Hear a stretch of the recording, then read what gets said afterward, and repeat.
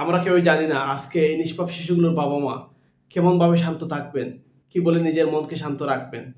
এমন একটি হৃদয় বিদারক ঘটনা ঘটে গেল আজকে। এমন একটি দুপুর আমরা কেউই আশা করিনি। আমাদের এই ছোট, ছোট ভাই-বোনগুলো যারা এই মুহূর্তে মৃত্যুর সাথে পাঞ্জা লড়তেছে, মহান আল্লাহ রাব্বুল আলামিনের কাছে আমরা প্রার্থনা করতেছি, আমরা সমগ্র বাংলাদেশের মানুষ প্রার্থনা করতেছি। আল্লাহ ওদেরকে তাড়াতাড়ি সুস্থতা দান করুন এবং তাদের বাবা-মাদেরকে শান্ত থাকার তৌফিক দান করুন। এবং ইতিপূর্বে আমাদের যে ছোট, ছোট ভাই-বোনগুলো আমাদের ছেড়ে চলে গেছে, তাদের রুহের মাগফিরাত কামনা করতেছি এবং তাদের বাবা-মাদেরকে আল্লাহ যেন শান্ত থাকার তৌফিক দান করে, এটি আমরা আশা করতেছি। এবং অবশেষে একটি প্রশ্ন রাখতে চাই, কার কাছে রাখবো, কেনই বা রাখবো?